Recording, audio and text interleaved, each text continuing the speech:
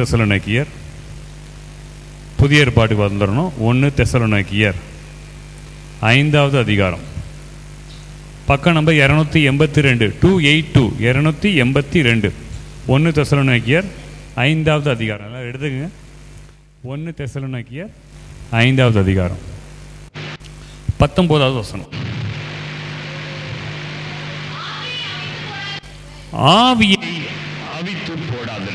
ஆவியை அவித்து போடாதிருங்கள். இதுதான் இன்னைக்கான செய்தி. ஆவியை என்ன செய்யக்கூடாது?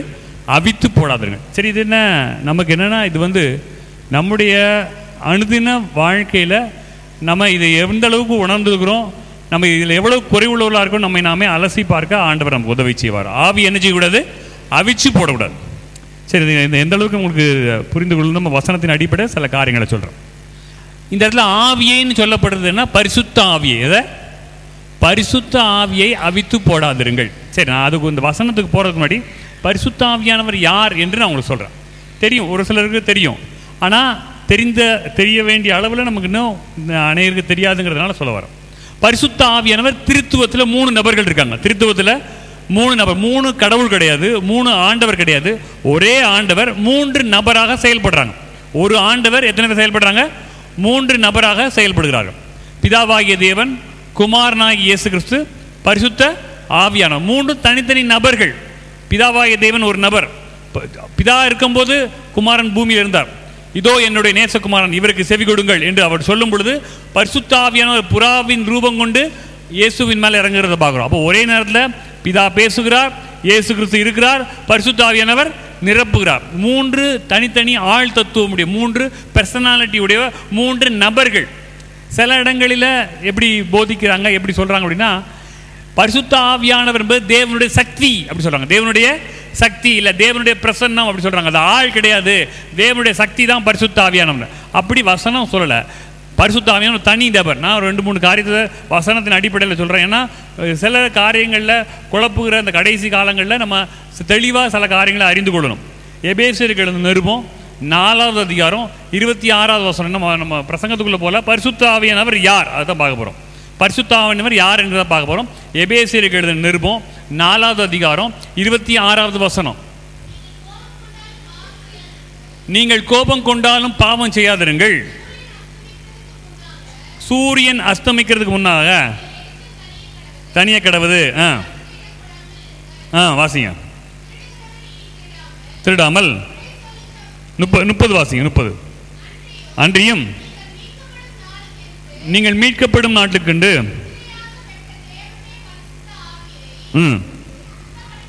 தேவனுடைய பரிசுத்த ஆவி என்ன செய்யக்கூடாது? துக்கப்படுத்தக்கூடாது. அப்ப பரிசுத்த ஆவியான துக்கப்படுவாரா? துக்கப்படுவார். நம்முடைய செயல்கள் சரியில்லைன்னா, நம்ம ஆண்டவருக்கு விரோதமான காரியத்தை செஞ்சோம்னா, தேவனுடைய சித்தத்துக்கு விரோதமாக செஞ்சோம்னா, அப்படின்னா ஆண்டவருக்கு பரிசுத்த ஆவியானுக்கு என்ன வந்துருமா? துக்கம் வரும். துக்கம் ஒரு சக்திக்கு வராது, ஒரு மனுஷனுக்கு தான், ஒரு ஆளுக்கு தான் வரும், ஒரு நபருக்கு தானே செய்யும். துக்கம் வரும், சந்தோஷம் வரும், எல்லாம். பரிசுத்த ஆவியான ஒரு நபர், அதனால் அவருக்கு துக்கம் வருகிறது. அவர் துக்கப்படுகிறார், சந்தோஷப்படுகிறார் நமக்காக. அது மட்டும் இல்லை, இன்னொரு வசனத்தோட வாசிங்க. அப்போஸ்தலர் நடவடிக்கை 5வது அதிகாரம் 3-4 வாசிங்க. அப்போஸ்தலர் நடவடிக்கைகள் 5வது அதிகாரம் 3வது வசனம் 4வது வசனம். பேதுரு அவனை நோக்கி, அனனியாவே, நிலத்தின் கிரயத்தை ஒரு பங்கை வஞ்சித்து வைத்து பரிசுத்த ஆவியினிடத்தில் பொய் சொல்லும்படி. சரி, நல்லா கவனிங்க. இப்போ அடுத்த வருஷம் வாசிக்க போகிறோம். யார்கிட்ட அவன் பொய் சொன்னானா? பரிசுத்த ஆவிட்ட பொய் சொல்லிட்ட. அப்படி யார் சொல்கிறான்னா, பேதுரு அனனியாட்ட சொல்கிறான். அனனியாவே, பரிசுத்த ஆவிட்ட நீ ஏன் பொய் சொல்கிற அப்படி கேட்டுட்டு தொடர்ந்து சொல்கிறாரு. வாசன் அடுத்த வருஷம் வாசி. நான் அது விற்கும் முன்னே உன்னுடையா இருக்கவில்லையா? அதை விற்ற பின்பும் இருக்கவில்லையோ? நீ உன் இருதயத்திலே இப்படிப்பட்ட எண்ணம் கொண்டதென்ன? நீ மனுஷரிடத்தில் அல்ல. யார்கிட்ட போய் சொன்ன? முதல் வசனம் யார்கிட்ட போய் சொன்னு சொல்லப்பட்டிருக்கு. அப்போ பரிசுத்த ஆவியும் தேவனும் என்னதான்? ஒண்ணுதான். பரிசுத்த ஆவி அவர் ஏதோ சக்தி கிடையாது, ஏதோ தேவனுடைய பிரசன்னம் இல்லை. பரிசுத்த ஆவி ஒரு தேவன், பிதாவாகிய தேவன், குமாரனாகிய இயேசு கிறிஸ்து, பரிசுத்த ஆவியான தேவன். அவர் ஒரு தேவன். அவருக்கும் எல்லா விதமான ஆள் தத்துவமும் இருக்கிறது. அப்போது அவர் சந்தோஷப்படுவார், அவர் துக்கப்படுவார். எல்லா ஒரு நபருக்கு என்னென்னலாம் உணர்வுகள் உண்டோ, எல்லா விதமும் ஆண்டவருக்கு பிதாவாகிய தேவனுக்கு என்னென்ன உணர்வுகள்லாம் இருந்துச்சோ அதே உணர்வு யாருக்கு உண்டு? பரிசுத்த ஆவியானவருக்கு உண்டு. குமாரனை வெளிப்படுத்தும்படி குமாரன் எப்படிப்பட்டவர் அப்படிங்கிறதை நமக்கு காட்டும்படி பரிசுத்த ஆவியானவர் இந்த நாட்களில் இருக்கிறார். பிதாவை வெளிப்படுத்தும்படி குமாரனாகிய இயேசு கிறிஸ்து பூமிக்கு வந்தார். குமாரன் எப்படிப்பட்டவர் என்பதை நாம் அறிந்து கொள்ளும்படி பரிசுத்த ஆவியானவர் நமக்கு கொடுக்கப்பட்டிருக்கிறார். சரிங்களா? அப்போ பரிசுத்த ஆவியானவர் ஒரு நபர் என்பதற்காக சொல்ல வர்றார். சரிங்களா? அப்போ பரிசுத்த ஆவியானவர் எவரையும் என்ன செய்யறது இல்லைன்னா, அவர் ரொம்ப சாஃப்டான நேச்சர் உள்ளவர். அவர் ரொம்ப சாஃப்டான நேச்சர் உள்ளவர். யாரையும் கட்டாயப்படுத்த மாட்டார். யாரையும் என்ன செய்ய மாட்டார்? கட்டாயப்படுத்த மாட்டார். நான் நேற்று இந்த நேரத்தில் சுவிசேஷ நற்செய்தி ஊழியத்தில் போகும்போது நான் ஒவ்வொரு இடத்தையும் சொல்கிற விஷயம் என்னென்னா, ஆண்டவர் எவரையுமே என்ன செய்யறதில்லை? கட்டாயப்படுது. கண்டிப்பாக நீ பரலோகத்து தான் வரணும்னு ஆண்டவர் எங்கேயுமே பைபிளில் சொல்லலை. ஆண்டவர் எல்லாரையும் அழைக்கிறார். ஆனால் யாரையும் என்ன செய்யறதில்லை? கட்டாயப்படுத்துகிறது இல்லை, ஃபோர்ஸ் பண்ணுறதில்லை. ஃபோர்ஸ் பண்ணுறது பிசாசு பண்ணுவோம். நம்மளுமே எந்த ஒரு நல்ல விஷயத்தையும் ஃபோர்ஸ் பண்ணக்கூடாது. எதாவது சொல்லணும், அவங்களுக்கு அதை அவருடைய நன்மைகளை சொல்லணும், அவளுக்கு புரிய வைக்கணும். எத்தனை முறை சொன்னாலும் சொல்ல முடியாது. ஒரு காரியத்தை ஃபோர்ஸ் பண்ணி சொன்னோம்னா, கட்டாயப்படுத்தினோம்னா நல்ல விஷயம் கூட பிடிக்காமல் போயிடும். சரியா இல்லையா? ஒரு நல்ல விஷயத்தை கூட கட்டாயமாக நீ செஞ்சு தான் ஆகணும். சின்ன குழந்தைங்களுக்கு வேறு, சின்ன குழந்தைங்களுக்கு தெரியாது. நான் சொல்கிறது பெரியவர்களுக்கு சொல்கிறேன். இதை நீ செஞ்சு தான் ஆகணும். நீ எந்த விஷயத்தை நம்ம கட்டாயப்படுத்துகிறோமோ, வயது வந்தவர்களுக்கு, முதிர்ச்சி பெற்றவர்களுக்கு, அவங்களை எந்த விஷயத்தையாவது செய்யணும்னு கட்டாயப்படுத்தினோம்னா அந்த காரியத்து மேலே அவங்களுக்கு என்ன வந்துடும்? வெறுப்பு வந்துடும். ஆண்டவர் அழைக்கிறார், இதை செய்யுங்க சொல்ல. அப்போ ஆண்டவர் பரிசுத்த ஆவியானவர் எவரையும் கட்டாயப்படுத்துகிறார். அவர் ரொம்ப சாஃப்டான ஒரு நேச்சர். அவ்வளோ எவரையும் அவர் கட்டாயப்படுத்துகிறார். அவர் நிரப்புகிறார். அவர் என்ன செய்கிறாரு? ஆண்டவரை நீங்கள் பரிசுத்த ஆவியானவர் உங்கள் உள்ளத்துக்குள்ளே வரணும்னு நீ நினைச்சிடும். ஆண்டவரே எனக்குள்ளே வாங்க அப்படின்னு நீங்கள் வெல்கம் பண்ணால் தான் ஆண்டவர் உள்ளத்துக்குள்ளே வருவார். ஆண்டவரே எனக்குள்ளே நீங்கள் வர விரும்புகிறேன், எனக்குள்ளே வாங்க, என்னோட கூட பேசுங்க, என்னை நடத்துங்கன்னு நீங்கள் கூப்பிட்டே தான் வருவார். ஆனால் பிசாசு என்ன செய்ய வேண்டாம்? கூப்பிடவே அவசியம் இல்லை. அவன் யார் வீக்காக இருக்கானோ அவனை பிடிச்சிக்கிட்டு அவனை ஆட்டுன்னு அவனை அந்த மனிதர்களுக்கு எந்த விதமான ஒரு சுயசித்தமெல்லாம் போகும்படி பிசாசு ஆட்டுவான். ஆனால் பரிசுத்த ஆவியானவர் அப்படி கிடையாது. அவர் சாஃப்டான நேச்சர். ஏன் சொல்கிறேன்னா, இந்த வசனத்துக்கு ஆதாரமாக சொல்கிறேன். ஆண்டவர் எவரையும் கட்டாயப்படுத்துறதும் இல்லை. ஆண்டவர் ரொம்ப சாஃப்டான நேச்சர் உள்ளவர். அவர் மென்மையானவர். பரிசுத்த ஆவியானவர் மென்மையான நம்மகிட்ட பேசுவார், அன்பாக பேசுவார். அப்படி கடிந்து கொண்டா கூட உணர்த்து வைப்பார். நம்மளை ஆக்கினைக்குள்ளாக அவர் தீர்க்க மாட்டார். சரி, இப்போ மறுபடியும் அந்த 5:19 வாசிங்க, நம்ம அதுக்குள்ளே போகலாம். 5:19 1 தெசலோனிக்கேயர். ஆவியை அவித்து போடாதீர்கள். போதும் ஆவியை. அப்போ இன்னைக்கு பரிசுத்த நமக்கு இன்னைக்கு தெரியும். உங்களுக்கு நான் பல முறை நம்ம சொல்லியிருக்கிறோம். உங்களோட நினைவுக்காக நான் கேட்குறேன், எந்த அளவுக்கு ஞாபகம் வச்சுக்கோங்க. பரிசுத்த ஆவியானவர் எங்கே இருக்கிறார்? பரிசுத்த ஆவியானவர் எங்கே இருக்கிறார்?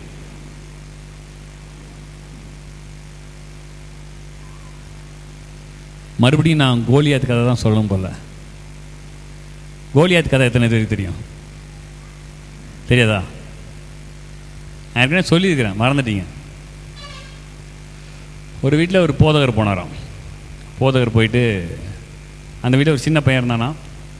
அவன் அம்மா சொன்னாங்களாம், என் பையன் நல்லா பைபிள்லாம் படிப்பான், நல்லா தெரியும் அப்படின்னு சொன்னாங்களாம். அப்போ எல்லாம் பேசிகிட்டு இருக்கும்போது அவங்க அப்பா இருந்தாங்க, அம்மா இருந்தாங்க. அவன் வந்து கேட்டாங்களாம், தம்பி கோலியாத்தை கல்லால் அடித்தது யார் அப்படி கேட்டாங்க. உடனே அவன் திரு முழிக்கிறானா, நம்ம அடிக்கலையே, யார் அடித்தான்னு தெரியலையே அப்படின்னு முழிக்கிறானா. உடனே அவன் அம்மா கேட்டாங்களாம், ஏய் மரியாதை சொல்லு, நீ அடித்த? எனக்கு தெரியும், அப்போவே நீ தெரியும் அப்படி மிரட்டி கேட்டாங்களாம். இல்லைம்மா நான் அடிக்கலாமானோன்னா இவன் இந்த போதகருக்கு என்ன சொல்கிறதுனே தெரியலையா. அப்போ தான் அவங்க அப்பா உள்ள வந்தாராம். இந்த பாருங்க, உங்கள் பையன்கிட்ட கேட்டேன், கோலியாத்தை கல்லால் அடித்தது யாருன்னு கேட்டேன். அவன் நான் அடிக்கலைன்றான். அதை விட பெரிய கொடுமை என்னன்னா, உங்கள் மனைவி அவங்க அம்மா என்ன சொல்கிறாங்கன்னா, அவனை மிரட்டி கேட்குறாங்க, நீ அடிச்சேன்னு கேட்குறாங்க, நீங்களாவது சொல்லுங்க அப்படின்னு. அவங்க அப்பா சொன்னாரான், தெரியும்டி, அன்றைக்கும் பிள்ளை வளர்க்குற லட்சணத்தை பாரு, எவனா அடிச்சு பாஸ் யாராக இருந்தாலும் பரவாயில்ல, நான் அதுக்கு எல்லா செலவும் நான் கொடுக்குறேன், ஹாஸ்பிட்டலுக்கு என்ன வேணும் செய்கிறேன், நான் பார்த்துக்கிறேன், அந்த பையனுக்கு என்ன வேணுங்க பாரு அப்படின்னா. போதகர் தலையில் அடிச்சுட்டு அந்த கொடுத்த காஃபி டம்ளரை எடுத்துகிட்டு மறந்துட்டு அப்படி போயிட்டாரான். அப்போ அம்மா கூப்பிட்டா, இல்லை பைபிள் காம்படிஷனில் அவன் ப்ரைஸ் வாங்கினது அதை கொடுத்துருங்கன்னு சொன்னான். பரிசுத்த ஆவியானவர் எங்கே இருக்கிறார்? பரிசுத்த ஆவியானவர் எங்கே இருக்கிறார்? நமக்குள்ளே இருக்கிறார். பார்த்தீங்களா, நான் ஒரு 5 நிமிஷம் வேஸ்ட் பண்ணிட்டேன். நமக்குள்ளே இருக்கிறார். நீங்கள் சொல்லணும்ல, எங்கே இருக்கிறாரு? நமக்குள்ளே இருக்கிறார். தைரியமாக சொல்லுங்கள், தப்பாக இருக்குது. நமக்கு பரிசுத்த ஆவியானவர் நமக்குள்ளே இருக்கிறார். பழைய உடன்படிக்கையில் பழைய ஏற்பாட்டில் பரிசுத்த ஆவியானவர் எங்கே இருந்தார் அப்படின்னா, ஏசாயா பல இடங்களில் வாசிக்கலாம். ஒரு வசனத்தை வாசி, ஏசாயா 61:1 வாசி. ஏசாயா 61.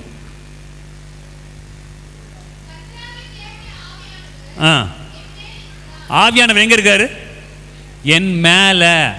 பழைய உடன்படிக்கையில் பழைய ஏற்பாட்டில் ஆவியானவர் எங்கே தான் இருப்பார்? ஒரு மனுஷன் மேலே இருப்பார். கர்த்தருடைய கை என் மேல் வந்தது. ஆவியானவர், பரிசுத்த ஆவியானவர் பழைய ஏற்பாட்டில் இருக்காங்களா? இருக்கிறாங்க. பரிசுத்த ஆவியானவர் உலகம் உண்டாகிறதுக்கு முன்னாடி இருக்கிறாங்க. பழைய ஏற்பாட்டில் பழைய உடன்படிக்கையில் எல்லா தீர்க்கதரிசிகளாக இருக்கட்டும், ராஜாக்களாக இருக்கட்டும், ஆவியானவர் அவர்கள் மேலே இருந்தார். பரிசுத்த ஆவியானவர் மேலே இருந்தார், உள்ளுக்குள்ள இல்லை. அப்போ வருவார், போயிடுவார். ஒரு குறிப்பிட்ட காரியத்திற்காக வருவார். அந்த சிம்சோன் எடுத்துக்கிட்டீங்கன்னா, சிம்சோன் மூலமாக ஒரு காரியத்தை செய்யணும்னா பரிசுத்த ஆவியானவர் சிம்சோனை மேலே வருவார். அவன் பராக்கிரம செயல்களை செய்வான், ஆவியானவர் போயிடுவார். ஒரு குறிப்பிட்ட சில செயல்களை செய்வதற்காகத்தான் பரிசுத்த ஆவியானவர் ஒரு மனுஷனை அவர் அப்படி ஆட்கொண்டு அவர்கள் மூலமாக பல காரியங்களை செய்வார். எல்லார் மேலேயும் பரிசுத்த ஆவியானவர் மாட்டார். 3 விதமான மக்கள் மேலே வந்தார். அன்றைக்கு ராஜாக்கள் மேலே பரிசுத்த ஆவியின் அபிஷேகம் இருந்துச்சு. 2வது தீர்க்கதரிசிகள் மேலே பரிசுத்த ஆவியின் அபிஷேகம் இருந்தது. 3வது ஆசாரியர்கள் மேலே பரிசுத்த ஆவியின் அபிஷேகம் இருந்தது. 3 விதமான மக்களுக்கு தான் அன்றைக்கு பரிசுத்த ஆவியின் அபிஷேகம். இன்றைக்கு ஆண்டவர் யோவேல் நம்ம வாசிக்கிறோம், மாம்சமான யாவர் மேலும் என் ஆவியை ஊற்றுவேன். இன்னைக்கு எந்த கிளாஸும் கிடையாது, எல்லார் மேலும் ஆவியை ஊற்றுவார். நமக்கு மாம்சம் இருக்கா? கிள்ளி பார்த்துக்குங்க. உங்களுக்கு கிள்ளா வலிக்குதுல, மாம்சம் இருக்குது. அப்போ மாம்சமான யாவர் மேலும் என் ஆவியை ஊற்றுவேன்னு ஆண்டவர் சொல்றார். அப்போ அன்றைக்கு பழைய உடன்படிக்கையில் எல்லாரும் பரிசுத்த ஆவியை பெற முடியாது. இன்றைக்கு மாம்சமான எல்லார் மேலும் பரிசுத்த ஆவியானவர் கொடுக்கப்படுகிறார். 2வது, அன்றைக்கு ஒரு குறிப்பிட்ட காரியத்திற்காக ராஜா மேல அபிஷேகம் இருந்தாலே எப்ப நடக்கும் அப்படின்னா, ஒரு குறிப்பிட்ட காரியத்திற்காக தான் ராஜாவை அபிஷேகம் பண்ணப்படுவார். அந்த காரியம் முடிஞ்சோடனே பரிசுத்த ஆவியானவர் போயிடுவார். ஒரு குறிப்பிட்ட காரியத்துக்காக தீர்க்கதரிசிக்கு மேல பரிசுத்த ஆவியானவருடைய வல்லமை வரும். அந்த வல்லமை அந்த காரியத்தை தீர்க்கதரிசி செஞ்சு முடிஞ்சோன்னா ஆவியானவர் போயிடுவார். ஒரு குறிப்பிட்ட காரியத்துக்காக பிரதான ஆசாரியனை ஆண்டவர் அபிஷேகம் பண்ணுவார். அது முடிச்சோன்னு ஆண்டவர் போயிடுவார். இன்றைக்கு நமக்கு உள்ள இருக்கிறார். நமக்கு உள்ள இருக்கிறார். நம்ம போயிட்டு அவர் நீதியில் திரும்பி வர்றது இல்லை. பழைய உடன் நல்ல ரொம்ப முக்கியமான விஷயங்க. இன்றைக்கு பரிசுத்த ஆவியானவர் போயிட்டு என்ன செய்யறது இல்லை, திரும்ப வர்றதில்லை. அப்ப நமக்குள்ள இருக்கிறார் ஆண்டவர். இப்போ மறுபடியும் அந்த வசனம் என்ன வாசிச்சோம், ஆவி என்ன செய்யக்கூடாது, அவிச்சு போடக்கூடாது. எப்ப நம்ம ஆவியை, பரிசுத்த ஆவியை எப்ப அவிச்சு போடுறதுக்கான சந்தர்ப்பம் சூழ்நிலை இருக்குன்னு பார்ப்போம். யாரெல்லாம் ரட்சிக்கப்பட்டீங்களோ, யாரெல்லாம் இயேசு கிறிஸ்துவை ஏற்றுக்கொண்டீங்களோ, சொந்த ரட்சகராக ஆண்டவராக யாரெல்லாம் ஏற்றுக்கொண்டீங்களோ, மனம் திரும்பிங்களோ, மறுபடி பிறந்தீங்களோ, ஒவ்வொருவருமே இயேசு கிறிஸ்துவனுடைய பெரிதான கிருபையினால பரிசுத்தாவியானவரை பெற்றிருக்கிறோம். நமக்குள்ள யார் இருக்கிறாங்க? தைரியமாக சொல்லுங்கள், நமக்குள்ள பரிசுத்தாவியானவர் இருக்கிறார். நீங்கள் ரட்சிக்கப்பட்ட ஒரு தேவ பிள்ளையா இருந்தால், நீங்கள் மனம் திரும்பின ஒரு தேவ பிள்ளையா இருந்தால், நிச்சயமாக சந்தேகமே இல்லை உங்களுக்கு பரிசுத்தாவியானவர் இருக்கிறார். நான் நிச்சயமாக சொல்கிறேன், யாராவது ரட்சிக்கப்பட்டிருக்கீங்களோ உங்களுக்குள்ள பரிசுத்தாவியானவர் இருக்கிறாங்க, சந்தேகமே இல்லை. ஆனால் அவர் எந்த நிலைமையில் இருக்காருன்னா நம்ம யாருக்கும் தெரியாது. பரிசுத்த ஆவியானவர் என்ன செய்வார்னு சொல்கிறேன். இன்றைக்கி பரிசுத்த ஆவியானவர் எனக்குள்ள பரிசுத்த ஆவியானவர் இருக்காரா? நான் முன்னாடி நல்லா இருந்தேன், இப்போலாம் ரொம்ப மோசமாக இருக்கேன், இப்போ கூட பரிசுத்த ஆவியானவர் இருக்கிறார். பரிசுத்த ஆவியானவர் இப்பவும் இருக்கிறார். நீங்கள் எந்த நிலைமையில் இருந்தாலும் ஆவியானவர் உங்களை விட்டு வெளியே பண்ணிச்சிருது இல்லை, போகிறதே இல்லை. நல்ல தைரியமாக சொல்லுங்க, வெளியே போகிறதே இல்லை, வெளியே போகவே இல்லை. அவர் உங்களுக்குள்ள தான் இருக்காரு. என்னைக்கு ஒரு முறை உள்ள வந்தாரோ திருப்பி என்ன செய்யறது இல்லை, அவர் வெளியே போகிறது இல்லை, நமக்குள்ள இருக்கிறார். இப்போ ஆண்டவர் ரட்சிக்கப்பட்ட மனம் திரும்பின ஒரு புது விசுவாசி, அப்போ ரொம்ப சந்தோஷமா இருக்குது. அப்போ சில காரியங்கள் அந்த விசுவாசி, அந்த தேவ பிள்ளை ஒரு காரியத்தை தவறு செய்கிறாங்க, ஒரு காரியத்தை பேசக்கூடாத வார்த்தை பேசுகிறாங்க, செய்யக்கூடாத வேலையை செய்கிறாங்க, சொல்லக்கூடாத பொய்யை சொல்கிறாங்க, ஏதோ பரிசுத்த ஆவிக்கு துக்கப்படுத்துகிற ஏதோ ஒரு காரியத்தை செய்கிறாங்க. ஒரு ஏமாற்றுறதோ, ஒரு சண்டை போடுறதோ, ஏதோ ஒரு காரியம் தேவனுக்கு விரோதமான காரியத்தை, பரிசுத்த ஆவியானுக்கு விரோதமான காரியத்தை ஒரு மனிதன் செய்யும் பொழுது ஆவியானவர் நம்ம இருதயத்தை உணர்த்துவார். மகனே என்ன செய்யக்கூடாது, இது தப்பு, செய்யக்கூடாது அப்படி சொல்லுவார். நம்ம மனசுக்குள்ள ஏதோ அப்படியே ஒரு மாதிரி டிஸ்டர்பன்ஸாக இருக்கும். மனசு எப்படி இருக்கும், ஒரு மாதிரி இருக்கும், என்னடா நம்ம தப்பு பண்ணுறோமே அப்படிங்கிற உணர்வு இருக்கும். இந்த மனசாட்சி வழியாக ஆண்டவர் பேசுவார். நமக்குள்ளே இருக்கிற ஆவி வழியாக ஆண்டவர் பேசுவார். அப்போ நமக்கு என்ன இருக்கும் அப்படின்னா, ஐயோ தப்பு பண்ணிட்டோமே, ஐயோ செய்யக்கூடாதோ. ஆனால் அந்த வார்த்தையை நம்ம அள்ள தட்டிட்டோம்னு வச்சுங்க, பரவாயில்ல இருக்கட்டும் அப்படின்னு நம்ம துணிஞ்சு அந்த பாவத்தை செஞ்சுட்டோம்னு வச்சுக்கோங்க. அடுத்த முறையும் ஆண்டவர் பேசுவார். இப்போ எப்படி பேசுவார் தெரியுமா? சத்தத்தை கம்மி பண்ணிடுவார். சத்தத்தை என்ன பண்ணிடுவார்? குறைஞ்சிரும். மகனே பேசாத, மகளே பேசாத. இப்போ ரொம்ப சவுண்டு கம்மியாக இருக்கும். அப்போவாவது நீங்கள் கேட்டிங்கன்னா மறுபடியும் ஆவியானவங்களோடு கூட இடைப்படுவார். ஆனால் நீங்கள் ஆண்டவருடைய வார்த்தையை நம்ம அல்லத்தட்ட ஆண்டவருடைய வார்த்தையை நம்ம மதிக்காமல் கேட்காம போக ஒரு நாளில் என்ன செய்வார் அப்படின்னா, ஆவியானவர் எந்த ஒரு காரியத்தையும் செய்யாமல், எந்த ஒரு காரியத்தையும் நம்ம உணர்த்து வைக்காமல், பேசாமல் ஒரு நம்முடைய இருதயத்தில் ஒரு மூலையில் போய் உட்காந்துருவார். அதுக்கப்புறம் நம்மகிட்ட பேசவே மாட்டார். நம்ம தவறு செஞ்சாலும் நம்மகிட்ட என்ன செய்ய மாட்டார்? சொல்லுங்க, பேச மாட்டார். ஏன்னா ஆவியானவர் அவர் ரொம்ப ஜென்டிலான அவர், ஜென்டில் பர்சன் அவர். ஒரு முறை முதல் முறை சொல்லுவார், அடுத்த முறை இன்னும் கொஞ்சம். இப்போ இது எப்படிங்க சொல்கிறீங்க அப்படின்னா, நீங்கள் உங்கள் பிள்ளைகளுக்கு பேசும்பொழுது முதல் தடவை ரொம்ப சண்டை போடுறீங்க, பல முறை கேட்கல, நீங்கள் என்ன சொல்லுவீங்க? முதல் தடவை போட்ட சண்டை மாதிரி நினைச்ச மாட்டீங்க. டேய் ஏன்டா உன் நல்லது தானே சொல்கிறேன் அப்படி கேட்பீங்க. பல முறையும் கேட்கவே இல்லைன்னா இவன் என்ன சொன்னாலும் நினைச்சிருதில்ல, கேட்குறது இல்லைங்கிற ஒரு நிலைமையில் அதுக்கப்புறம் மனசுகளை ஜெபம் பண்ணுவீங்களே ஒழிய அவங்கள்ட்ட என்ன செய்ய மாட்டீங்க? பேச மாட்டீங்க. சொன்னாலும் என்ன இல்லை, ஒரு பிரயோஜனம் இல்லை. எத்தனையோ முறை சொல்லிட்டேனே, எத்தனையோ முறை திருந்துறதுக்கு எத்தனையோ காரியத்தை சொல்லிட்டேனே. நான் நல்லா சொல்லி பார்த்துட்டேன், கோபமாக சொல்லி பார்த்துட்டேன், எத்தனையோ எப்படிலாம் சொல்லி பார்த்துட்டேன். ஆனால் திருந்துறது காணுமே. இனிமேல் நான் சொன்னாலும் ஒன்றும் பிரயோஜனம் இல்லைன்னு எப்படி நம்ம நம்முடைய பிள்ளைகளை காரியத்தில், ஆனால் அந்த பிள்ளைகளை நம்ம கெட்டு போகிறதுன்னு நினைக்கிறது இல்லை. எப்படியா அந்த பிள்ளை என்ன செஞ்சிடணும், ஆண்டுக்குள்ள வரும், நம்ம ஜெபம் பண்ணுவோம். ஆனால் அந்த பிள்ளைகள்கிட்ட சொல்கிற விஷயத்தை என்ன செஞ்சிடும், ஆரம்பத்தில் முதல்ல சொன்ன மாதிரி சண்டை போட்ட மாதிரி இப்போ என்ன செய்யறதில்ல. ஒரு வருஷத்துக்கு முன்னாடி சண்டை போட்டோம், பண்ணக்கூடாதுன்னு போட்டோம், பெரிய பிரச்சனையாச்சு. ஆனால் இன்றைக்கும் அதே தப்பை பண்ணிகிட்டு இருக்கான் அந்த பிள்ளை. ஆனால் இன்றைக்கி அதே மாதிரி சண்டை போடுறது கிடையாது. என்ன செஞ்சிடறோம், சரி நம்ம என்ன சொன்னாலும் என்ன செய்ய முடியும், சரின்னு விட்டுருவோம்ல. அதே மாதிரி தான் ஆவியானவரும் எத்தனையோ காரியங்கள் நம்ம சொல்லி பார்ப்பார். நம்ம கேட்கலன்னா நம்மளை விட்டு போக மாட்டார், நமக்குள்ளே தான் இருப்பார். ஆனால் நம்மகிட்ட என்ன செய்ய மாட்டார், நம்மகிட்ட பேச மாட்டார். இந்த பேசாத ஒரு நிலைமையை தான் பைபிள் என்ன சொல்லுதுன்னா அவிச்சு போடுறது. ஆண்டவங்க உங்கள்கிட்ட பேசவே இல்லைன்னா இது வரைக்கும் இந்த பேசுகிற மாதிரியே தெரியல. உங்களுக்குள்ள பரிசுத்தாவியன் இருக்கிறாங்க, நீங்கள் ரட்சிக்கப்பட்டவங்க தான், நீங்கள் மனம் திரும்பினவங்க தான், நீங்கள் இயேசு கிறிஸ்துவை ஏற்றுக்கொண்டவங்க தான், உங்களுக்குள்ள பரிசுத்தாவியன் இருக்கிறாங்க, சந்தேகமே இல்லை. ஆனால் ஆண்டவர் என்கிட்ட பேசவே இல்லை. என்னைக்கோ அவரை அவிச்சு போட்டீங்க. அவர் சொல்கிறதெல்லாம் நீங்கள் கேட்கவே இல்லை, என்னன்னு கேட்கல. இப்போ இதுக்கு நான் என்னுடைய காரியத்தில் நான் ஜபங்கள்லாம் இந்த ஒரு குறிப்பை சொல்லி ஜெபம் பண்ணும்.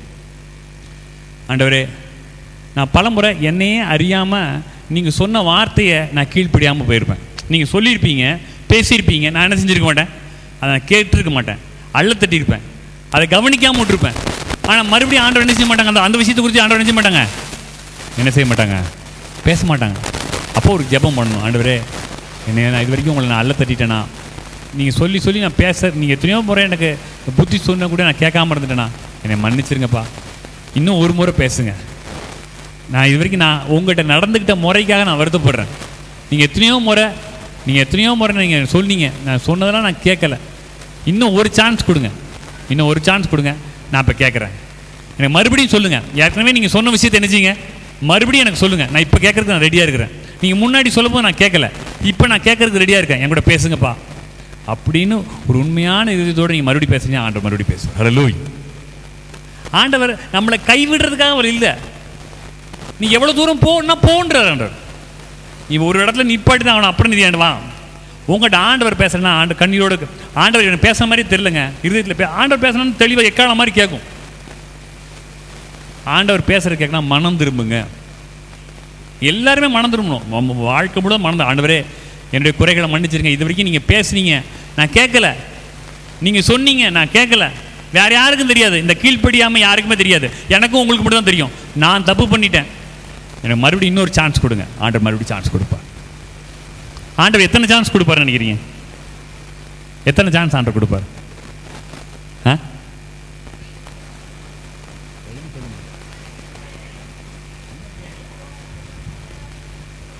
எத்தனை தடவை மனம் திரும்பி வந்தாலும் ஆண்டவர் நினைச்சுவார், மறுபடியும் சான்ஸ் கொடுப்பார். சான்ஸ் முடிஞ்சு உனக்கு 3 தடவை சான்ஸ் கொடுத்துட்டேன், 5 தடவை சான்ஸ் கொடுத்துட்டேன்னு சொல்ல மாட்டார். ஆண்டவர் எத்தனையோ எவ்வளோ முறை கொடுத்தாலும் அவர் சான்ஸ் மறுபடியும் கொடுப்பார். நம்ம மனம் திருப்பி ஆண்டவர்கிட்ட வரணும். ஆண்டவரே, நான் எத்தனையோ முறை துக்கப்படுத்தி நான் உங்களை நீங்கள் சொன்னதெல்லாம் நான் மதிக்காமல் நான் இஷ்டத்துக்கு செஞ்சுட்டேன். இப்போ நீங்கள் என்கிட்ட பேசுகிறதே இல்லை, எனக்குள்ளே தான் இருக்கிறீங்க, ஆனால் என்கிட்ட பேசுகிறதே இல்லை, எனக்கு ரொம்ப துக்கமாக இருக்குப்பா, நீங்கள் இருந்தால் தான் எனக்கு நல்லாயிருக்கும், எல்லாத்தையும் மன்னிச்சிருங்க, மறுபடியும் ஒரு முறை பேசுங்கப்பா, எந்த காரியத்தில் நான் தவறு செஞ்சுருக்கணும், எனக்கு ஒரு முறை பேசுங்கப்பா. நீங்கள் உண்மையாக கேட்டிங்கன்னா அருமையான தேவனுடைய பிள்ளைகளை நிச்சயமாக ஆண்டவரோடு பேசுவார். மறுபடியும் ஒரு அவிச்ச நிலைமையிலேருந்து ஆண்டவர், அவர் அனலான ஆவியிலே அனலாயிருங்கள் அப்படின்னு வசனம் சொல்லியிருக்கு. ஆவியில் எப்படி இருக்கணும்? அனலாக இருக்கணும். அவிச்சு போடுறதுன்னா என்னென்னா ஈஸியாக சொல்ல, உங்களுக்கு புரிஞ்ச மாதிரி சொல்கிறேன். இவங்க அவங்க நல்லா தெரியும் உங்களுக்கு. கிராமங்களில் என்ன செய்வாங்க, பொதுவாக வீடுகளில் இப்போ கேஸ் எல்லா இடத்துலையும் வந்துருச்சு. கொஞ்சம் நிறைய சமையல் பண்ணணும்னு என்ன செய்வாங்கன்னா அடுப்பு என்ன கட்டையை வச்சு என்ன செய்வாங்க, எரிப்பாங்க. அந்த சமையல் முடிஞ்சோன்னு என்ன செய்வாங்க, அந்த தீயை என்ன செய்வாங்க, தண்ணி ஊற்றி என்ன செஞ்சுருவாங்க, அதுதான் அவிச்சு போடுறது. எரியாமல் இருக்கிற ஒரு நிலையில் தான் இருக்கிற, எரிஞ்சு கொண்டு இருக்கிறத தண்ணி ஊற்றி அணைக்கிறது போல் நம்ம ஆண்டுடைய வார்த்தைகளை கேட்காம அல்ல தட்டிகிட்டே இருந்தால் தண்ணி ஊற்றி அணைச்சிடுற மாதிரி ஆவியானவர் அப்படி அணைஞ்சிருப்பார். அங்கே தான் இருக்குது அந்த கட்டை, அங்கே தான் இருக்குது. ஆனால் இப்போ அதை என்ன செய்யலை, எரியலை, அவிச்சு போட்டுட்டோம். நம்ம இப்போ மறுபடியும் கேட்கணும், ஆண்டவரே நான் அனலாக இருக்க விரும்புகிறேன், இது வரைக்கும் நான் சொல்ல எத்தனையோ விட நான் கேட்காம விட்டுட்டேன், இப்போ இன்னும் ஒரு முறை பேசுங்க, இன்னும் ஒரு முறை பேசுங்க அப்படின்னு ஆண்டவர் பேசுவார். அல்லேலூயா. ஆவியானவர் என்னென்ன காரியத்தை செய்கிறார் அப்படின்னு நம்ம பார்ப்போம். ஒரு சில காலம் வாசிக்கலாம். அதுக்கு ஒரு வசனத்தை எடுத்துக்கோங்க. நம்முடைய ஆண்டவர் வழி நடத்தும் ஆவியானவர். நம்ம ஆண்டவர் யாரு? சங்கீதத்தை எடுத்துக்கோங்க. 32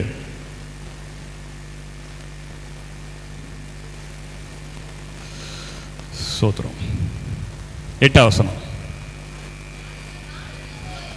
நான் உனக்கு போதித்து நீ நடக்க வேண்டிய வழியை உனக்கு காட்டுவேன், நீ உன்மேல் கண்ணை வைத்து உனக்கு ஆலோசனை சொல்ல. ஆண்டவர் நமக்கு ஆலோசனை சொல்லுகிறவர். ஆண்டவர் நமக்கு ஆலோசனை சொல்லுகிறவர். ஆண்டவர் நமக்கு ஆலோசனை. சரி, இப்போ இந்த ஏன் நமக்கு பரிசுத்தாவியானவர் வேணும், அவிச்சு போட்டுக்கூடாது? ஏன்னா இந்த உலகத்தில், இந்த இருளான அந்த உலகத்தில் நமக்கு பார்க்கறதுக்கு வெளிச்சமாக இருக்குது. நம்ம என்ன செய்யணும்னு நிறைய முடிவெடுக்கக்கூடிய காரியம் நமக்கு தெரியல, அதுதான் இருள். இந்த இருளான உலகத்தில் ஆண்டுடைய வார்த்தை தான் வெளிச்சம். உன்னுடைய வசனம் என் கால்களுக்கு தீபமும் என் பாதைக்கு வெளிச்சமுமாக இருக்குது. ஆண்டுடைய வசனம் தான் நமக்கு தீபம், வெளிச்சம் எல்லாமே. அந்த வெளிச்சத்தை நம்ம இழந்து போயிடக்கூடாது. ஆண்டவர் நமக்கு போதிக்கிறத, ஆலோசனை சொல்கிறத நம்ம இழந்துடக்கூடாது. ஆவியானவர் எப்படி பேசுவார் அப்படின்னா, முதல்ல நல்லா தெரிஞ்சுக்கணும், வசனத்துக்கு விரோதமாக பேச மாட்டார். பைபிளில் ஒன்று இருக்கும்.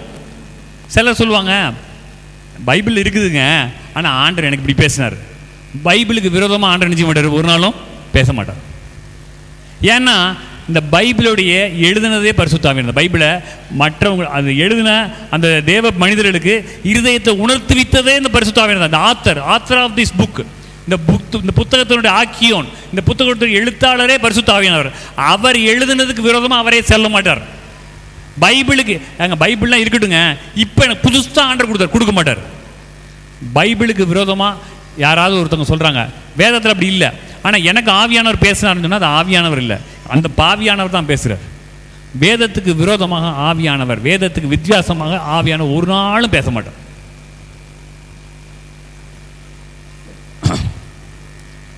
எனக்கு ஒருத்தர் சொன்னாங்க, அவங்க ஆரம்ப கால, இப்போ இல்லை ரொம்ப காலத்துக்கு முன்னாடி, அவங்க ஒரு ஆரம்ப கால ஒரு விசுவாசி. அப்போ தான் அவங்க ஒரு இந்து குடும்பத்திலேருந்து அவங்க ரட்சிக்கப்பட்டிருக்கிறாங்க. அவங்க குடும்பங்கள் முழுவதுமே இந்து தான், யாருமே இல்லை. அவங்க ஒருத்தர் தான் கிறிஸ்தவராக மாறி இருக்கிறாங்க. அப்போ அவங்களுடைய மகளை வந்து ஒரு வேறு கிறிஸ்தவர் அல்லாத ஒரு மாப்பிள்ளைக்கு திருமணம் பண்ணி வச்சுட்டாங்க. அவங்க பயத்தில், சமுதாயத்துக்கு பயந்து அப்படி செஞ்சு வச்சுட்டாங்க. சரி, இப்படி நடக்கிறது உண்டா? ஆமாம், அப்படி நடக்கிறது பயத்தில் அப்படி செஞ்சுட்டாங்க. ஆனால் அவங்க பின்னாட்களில் ஆவியில் வளர்ந்து வந்துட்டாங்க. இப்போ அப்புறம் என்ன சொல்கிறாங்க தெரியுமா? எனக்கு ஆண்டவர் தான் அந்த மாப்பிள்ளையை பார்க்கும்படி எனக்கு ஆண்டவர் இதயத்தில் பேசினார். செஞ்சது தப்பு. கீழே விழுந்தாலும் மீசையில் என்ன ஓட்டலை, மண் ஓட்டலை. நான் தப்பு செஞ்சுட்டேன். யார் தப்பு செய்யாதவங்க உலகத்துலேயே இருக்காங்களா? யாராவது இருக்காங்களா? ஒருத்தருமே கிடையாது. நான் பாவம் செஞ்சுட்டேன், நான் தவறு செஞ்சுட்டேன்னு சொல்கிறது கவலையே படக்கூடாது. நான் தவறு செஞ்சுட்டேன் அப்படின்னு சொல்லலாம். அப்படி சொல்லலைன்னா என்ன அர்த்தம் தெரியுமா? நான் தேவன் அர்த்தம். நான் யார்? தேவன் ஒருத்தர் தான் தப்பே செய்ய மாட்டேன். நான் எந்த தப்புமே செஞ்சதில்லை அப்படின்னு என்ன அர்த்தம் வருதுமா? இன்னொரு விஷயமா, நான் தான் கடவுள். நான் தான் இது கடவுள் ஒருத்தர் தான், ஆண்டவர் ஒருத்தர் தான், எந்த தப்புமே செஞ்சதில்லை. நம்மலாம் அநேக விஷயங்களில் தவறுகிறோம். அந்நியன் ஒரு வசனத்தை வாசிங்க, 2 கொரிந்தியர் 6வது அதிகாரம் 14-15. 2 கொரிந்தியர் 6வது அதிகாரம் 14-15. அந்நிய நுகத்திலே, அந்நிய நுகம் அப்படின்னு சொன்னால் ஆண்டவருடைய பிள்ளைங்கள் இல்லாமல் ஆண்டவர் ரட்சிக்கப்படாதவங்களோட திருமண காரியத்தில் என்ன செய்யுங்க, சம்பந்தம் கலக்காதீங்க. வாசிங்க. நீதிக்கும் அநீதிக்கும் சம்பந்தம் எது? ஒளிக்கும் இருளுக்கும் ஐக்கியம் எது? கிறிஸ்துவுக்கும் பேழியாளுக்கும் இசைவேது? அவிசுவாசியுடனே விசுவாசிக்கு பங்கேது? தேவனுடைய ஆலயத்துக்கும் விக்கிரகங்களுக்கும் சம்பந்தம் ஏது? போதும் 5 காரியத்தை கேட்குறாரு பவுல். கேட்குறாரு அதாவது அந்நிய நுகம். ஆக்சுவலாக என்னென்னா, இந்த நுகம்னா என்ன அப்படின்னா, இந்த மாட்டுக்கு இந்த மூக்குனாங்க போடுவாங்க பார்த்தீங்களா, நுகம். அதான் நுகம். ஒரு மாடு நுகத்தை போட்டு இந்த பின்னாடி வந்து மூக்குனாங்க போட்டு கழுத்தில் என்ன செய்வாங்க, ஒரு நுகத்தை மேலே வைப்பாங்க. வச்சு என்ன செய்வாங்க, 2 மாடை வச்சு என்ன செய்வாங்க, உழுவாங்க. அதான் நுகம். கழுத்தில் தான் நுகம் வைப்பாங்க, கழுத்தில் நுகம் வைப்பாங்க. ஒரு மாடு மேலே கழுத்தில் நுகம் வச்சுட்டாங்க. இன்னொரு இடத்துல இந்த ஒரு மாட்டுக்கு மேலே நுகம் வச்சுட்டாங்க. பக்கத்தில் என்னவா இருக்கணும், இன்னொன்று என்ன இருக்கணும், இன்னொரு மாடு தான் இருக்கணும். ஒரு மாட்டுக்கு இன்னொரு மாடு தான் நுகம் வச்சா தான் அது ஈக்குவலாக போகும். அப்படி தானே? ஒரு மாட்டையும் கழுதையும் வச்சு என்ன ஆகும், அது ஈக்குவலாக போகாது. இப்போ பழைய ஏற்பாட்டில் இருக்க கழுதையும் மாட்டையும் நினைச்சு கூடாது, ஒரே நுகத்தில் பூட்டக்கூடாதுன்னு சொல்லப்பட்டு. அப்போ தேவனுடைய பிள்ளைகளுக்கும் தான் திருமணம் நடக்கணும். தேவனுடைய பிள்ளைகளுக்கும் அந்நிய நுகத்தில் நீங்கள் பண்ணீங்கன்னா, ஒரு மாட்டையும் கழுதையும் வச்சு போராடிச்சா எப்படி இருக்கும், அப்படி தான் இருக்கும். 2 ஈக்குவல் கிடையாது, 2 ஒன்றா செயல்பட முடியாது. அந்நிய நுகத்தோடு சம்பந்தம் கலக்காதீங்க. அதில் 5 காரியத்தை சொல்கிறாங்க, அதை பாருங்க, நான் சொல்கிறேன். அந்நிய நுகத்திலே முதலாவது நீதிக்கும் அநீதிக்கும் சம்பந்தம் ஏது? 1. ஒளிக்கும் இருளுக்கும் ஐக்கியம் ஏது? 2. கிறிஸ்துவுக்கும் பேழியாளுக்கும் இசைவேது? 3. அவிசுவாசியுடனே விசுவாசிக்கு பங்கேது? 4. தேவனுடைய ஆலயத்துக்கும் விக்கிரகங்களுக்கும் சம்பந்தம் ஏது? அப்போ ஒரு காரியத்தை அந்நிய நுகத்தில் திருமணம் செய்யக்கூடாதுங்கிறதுக்கு ஆவியானவர் 5 முறை 5 வித்தியாசமான முறையில் பண்ணவே கூடாதுன்னு சொல்றார். எப்படி சம்பந்தம் இருக்க முடியும், எப்படி இணைய முடியும், வாய்ப்பே கிடையாது, அப்படி சொல்றாரு. இப்போ வாலிப பிள்ளைங்க, எனக்கு அந்த பையனை தான் ஆண்டர் காமிச்சார், எனக்கு அந்த பொண்ணை தான் ஆண்டர் காமிச்சார். ஆண்டர் காமிக்கல, வசனம் தான் தெளிவாக சொல்லுதே. ஆவியானவர் எனக்கு பேசினார். ரொம்ப வசனம் படித்த பிள்ளைங்க ஆவியானவர் இதெல்லாம் சொல்கிறாங்க. ஆவியானவர் எனக்கு பேச, ஆவியானவர் இப்போ எப்படி பேசுவார்? 5 முறை சொல்லிட்டாரு, மண்டையில் குட்டி சொல்கிறார், சம்பந்தம் கிடையாதுன்றார். நல்லா கவனிங்க. இந்த அவிசுவாசி விசுவாசின்னு சொல்லணுன்னு வேற மார்க்கத்தில், கிறிஸ்தவ மார்க்கம் இல்லாமல் வேற மார்க்கம் மட்டும் இல்லை, ஒருவேளை கிறிஸ்தவ குடும்பத்திலே பிறந்திருக்கலாம், ரட்சிக்கப்படலைன்னா அவங்கள யார் தான், அவங்க யார்? அவிசுவாசி. கிறிஸ்தவ குடும்பத்தில் பிறந்திருக்கலாம். இல்லைங்க நான் கிறிஸ்டின் தாங்க கல்யாணம் பண்ணேன், கிறிஸ்டின் தான் சொல்லுவாங்க, சர்ச்சு பக்கத்திலே போயிருக்க மாட்டாங்க, பேர் தான் கிறிஸ்தவ பேர் இருக்கும், அவங்களுக்கும் அந்த அந்த சர்ச்சுக்கும் அவங்களுக்கும் எந்த சம்பந்தமே இருக்காது. ஒரு கிறிஸ்தவ திருமணம் நடந்துச்சு. நான் ஒரு 2 வருஷம் கழிச்சு கிறிஸ்தவ முறையில் ஒரு திருமணம் நடந்துச்சு. யார் என்னன்னு கேட்காதீங்க. 2 வருஷம் கழிச்சு அவங்கள்ட்ட கேட்குறேன், அந்த தம்பிகிட்ட கேட்குறேன், இவர் இந்து மார்க்கத்துலேருந்து கல்யாணம் பண்ணிக்கிட்டார், பைபிள் இருக்கா? பைபிள் தான் இல்லை. என்ன இல்லை? கிறிஸ்தவ திருமணம் பண்ணிட்டாரு, பைபிள் சொந்தமாக ஒரு பைபிள் இல்லைங்க, சொந்தமாக. அப்படின்னு சொன்னால் கல்யாணத்துலேயே ஒரு பைபிள் கொடுத்துருப்பாங்கல்ல, இல்லை அது இங்கிலீஷ் பைபிள் கொடுத்துட்டாங்க, பைபிள் படிக்கலை அவர். அது எப்படி கிறிஸ்தவ திருமணம் ஆகும்? கிறிஸ்தவ திருமணம் பண்ணி வச்சுட்டா, பைபிளை மாற்றிட்டா, மோதிரம் மாற்றிட்டா கிறிஸ்தவ திருமணம் ஆயிருமா? ரட்சிக்கப்பட்டிருக்கணும். கிறிஸ்தவரெல்லாம் மாறினாலும் ஞானஸ்தானம் தண்ணியில் முக்கிட்டா எல்லாம் நல்லா ஆகாது. பாம்பு கொண்டு போய் தண்ணியில் முக்கி எடுக்கிறீங்க, நல்ல குணமாக மாறிடுமா? பிரியம் பாம்பு குட்டிகளே, வருங்கோபத்துக்கு உங்களை தப்பித்துக் கொள்ளப்பட்டு வகை காட்டினவன் யார்? நீங்கள் ஞானஸ்தானம் பெற வரீங்க, உங்கள் இருதயம்னா அழுக்காக இருக்குது, உங்கள் இருதயம்லாம் சரியில்லை, தண்ணியில் முக்கியதான் நல்லவர்களாக மாறிடுவீங்களா? இருதயம் மாறினதுக்கு அப்புறம் தான் ஞானஸ்தானம். ஞானஸ்தானம் கொடுத்தா எல்லாம் நல்லா ஆகாது. அப்போது எதுக்கு சொல்ல வரேன்னா, இந்த ஆவியானவர் வசனத்துக்கு விரோதமாக ஒரு நாள் என்ன செய்ய மாட்டாங்க, பேசவே மாட்டாங்க. அப்போ நமக்கு இது ஒரு விஷயம், இது ஆண்டவர் தான் பேசுகிறாரா, இல்லை நம்மளாவே நினச்சிக்கிறோமா, இல்லை பிசாசு பேசுகிறானான்னு எப்படி நீங்கள் கண்டுபிடிக்க முடியும்? யாராவது சொல்லுங்கள். ஒரு விஷயம் உங்கள் மனசில் தோணுது, மனசில் தான் ஆண்டவர் இருதயத்தில் பேசுகிறார். இது ஆண்டவர் பேசுகிறார். ஒரு விஷயம் வந்து அது ஆண்டவர் பேசுகிறதா இருக்கலாம், இல்லைன்னா நம்மளே நினைக்கிறோம் விஷயத்தை நினைக்கிறோம் இப்படி நினைச்சிருக்கோம், நம்மளுக்கு விருப்பமாக இருக்கலாம். இல்லைன்னா பிசாசு கூட நம்ம இதயத்தில் பேசுவோம். இயேசுவோட இதயத்திலேயே பிசாசு பேசுகிறேன், அப்போ பிசாசு கூட பேசுவோம். இது ஆண்டவருடைய குரலா இல்லை என்னுடைய குரலா இல்லை பிசாசோட குரலான்னு எப்படி தெரிஞ்சுக்கலாம்? நான் இவ்வளோ தூரம் இவ்வளோ நேரம் என்ன சொன்னோம் அதை பற்றி தான் கேட்குறேன். இவ்வளோ நேரம் நான் என்ன சொன்னோம் அதை பற்றி தான் கேட்குறேன். எப்படி தெரிஞ்சுக்கணும் கரெக்டாக இது வந்து இது ஆண்டவருடைய குரல் இல்லைன்னா இது பிசாசு குரல் இதில் இல்லை நானாக நினைக்கிறேன் அப்படின்னு எப்படி தெரிஞ்சுக்கலாம்?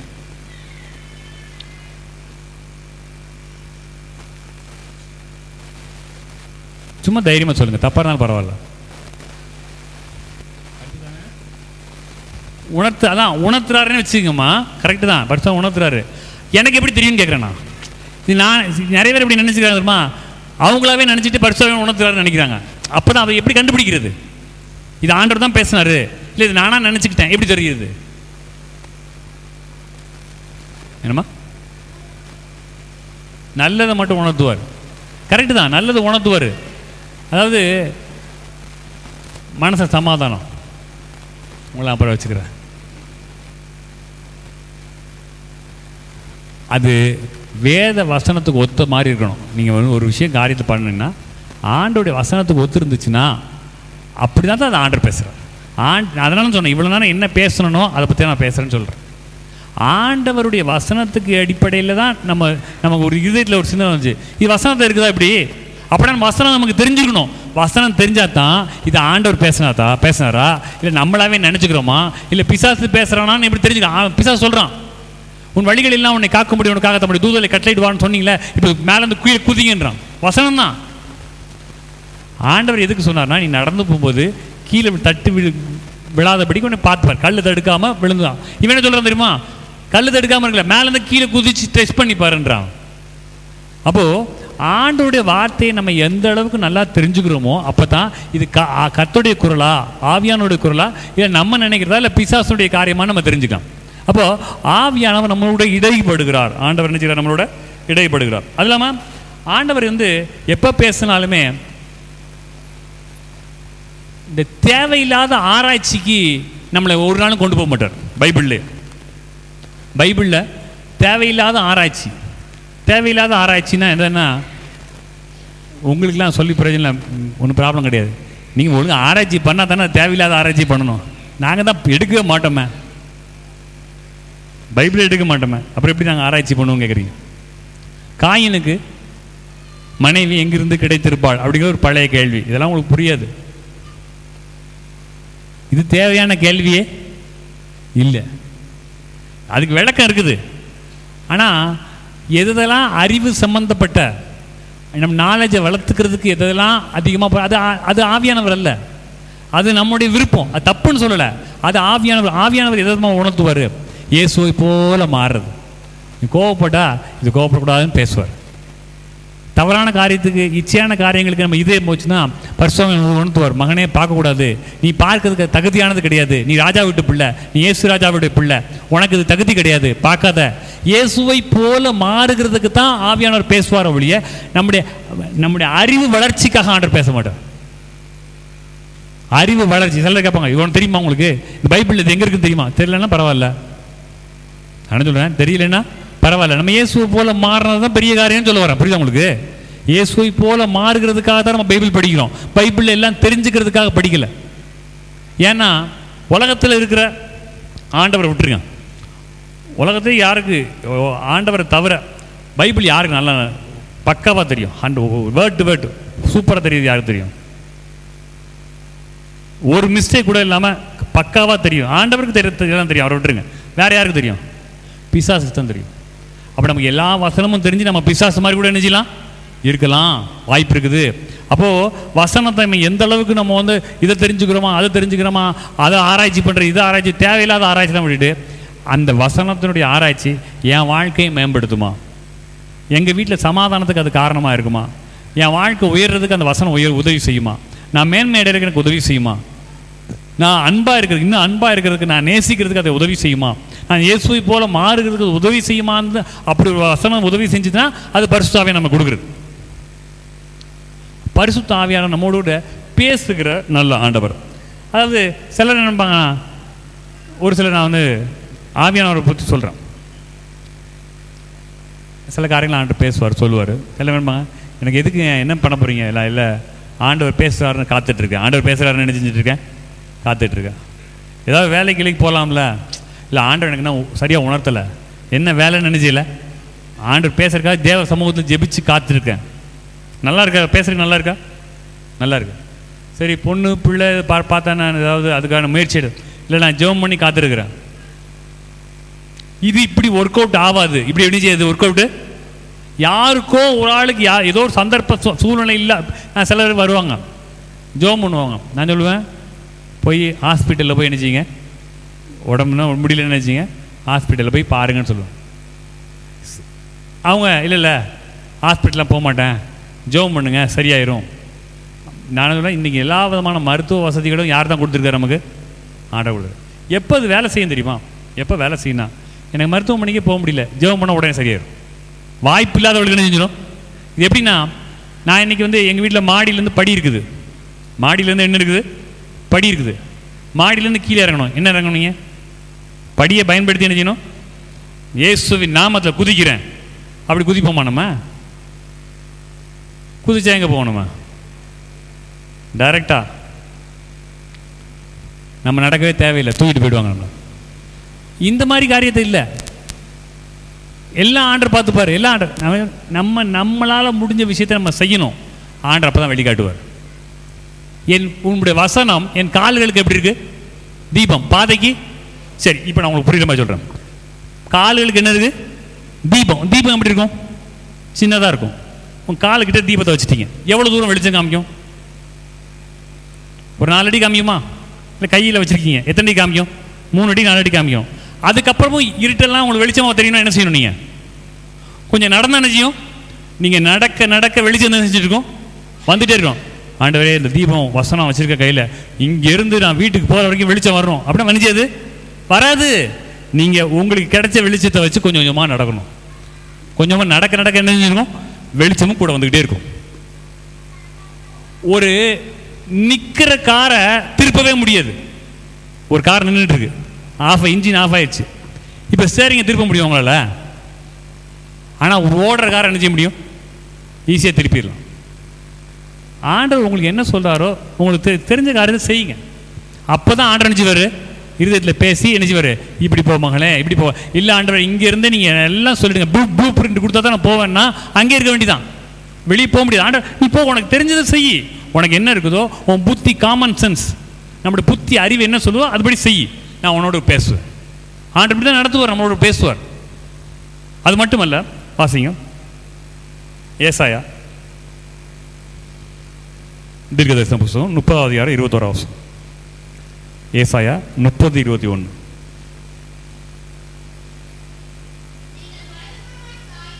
நீங்கள் வலதுபுறமாய் சாயும் போதும் இடதுபுறமாய் சாயும் போதும் வழி இதுவே.